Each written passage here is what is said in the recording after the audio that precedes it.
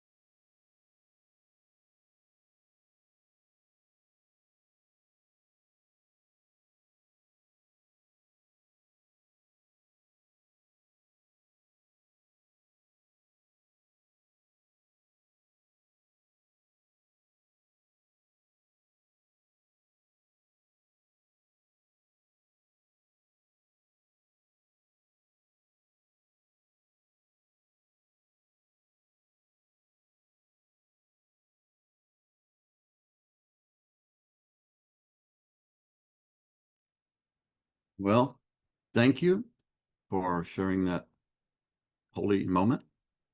Um, and the thing that came to me when I was meditating. Sometimes the monkey doesn't shut up, but sometimes it's a really smart monkey. At least I think it is. So I listen to it. Um, I listened to a woman on YouTube channel. Her name is Sabine Hassenfelder, and I don't know remember the name of the channel, but she's a physicist, and she has these very interesting 10, 15-minute things where she talks about the latest breakthroughs in physics or the latest breakdowns and new technologies, and it's very interesting. And I understand her about maybe 50% of the time, but I find it interesting.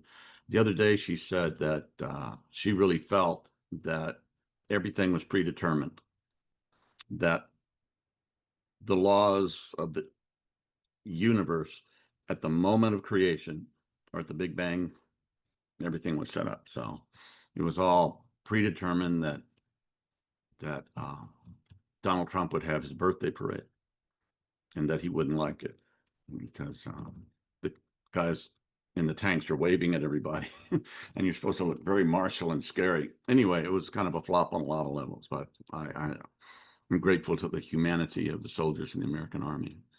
And she said, okay, so everything is predetermined because, just everything follows these laws, except when there's a quantum leap. So at the quantum level, a quantum leap is just one of these little thingies just goes into a whole another level of existence. And that principle has been used to talk about quantum leaps in technology, right? You might say a smartphone was a quantum leap in technology, the internet, definitely, AI, um, electricity. I mean, there's these things that happen. So if everything's predetermined, with the exception of a quantum leap, well, that just kind of wrecks the whole theory. It's all predetermined except. Okay, when you put the except in there, it changes it. So um, we have responsibility and the capacity to participate in these quantum leaps in our individual development. We can't dial uh, realization of the ground of being true nature. God, that's beyond our capabilities, but there's a lot we can do because we all came from the same source. And at the deepest level, we are that already. There's a part of us that doesn't need to be enlightened. It's just there. And it's amazing. And it's simple and it's beautiful and it's just before anything, you know, it's there, that deep, deep mystery. So that's who we are. Before we begin to differentiate into new qualities like love and suffering and uh, you know science and trees and everything comes out of this great mystery. And it's just like that essential nothingness, emptiness is as deep as you can go, because you try to go deeper, you'll just start running into manifestation. You just start running into stuff again, thoughts and planets and stars and dogs and cats and lions and tigers. Oh my, right? So it does seem that we have choices, I think, that were not predetermined, and except, quantum leaps are in there. And personally, getting out of bed in the morning seems to be a quantum leap for me, but I seem to do it most mornings. So be grateful, be humble, realize you can't do it by yourself. You know, think you're smarter than everybody else.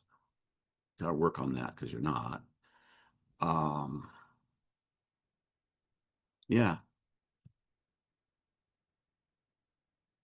yeah. Do what we do with a sense of the immediacy of the miracle of existence, and it's always there at every moment. And Yeah. Take time, stop, feel the air on your skin, the breath coming out of your nose, the light that's coming through the window, and just be there and say thank you. And the journey shall continue. There's no end to this thing. However, that the thing that we are, the miracle that we are is manifesting, like little John, little Rex, little Sabi, smart Heidi. It's all comes from the same source. So we are all, all connected in a real way, not just philosophical. And we can have the experience of that because it's not just a concept, it's a whole bodied experience. So I had one other question for you. Do you like the shirt? Um, my wife gave it to me for Father's Day, and so she'd like to know. So if you like the shirt, just hit like, okay, and to the subscribe button, and leave your comments about the shirt.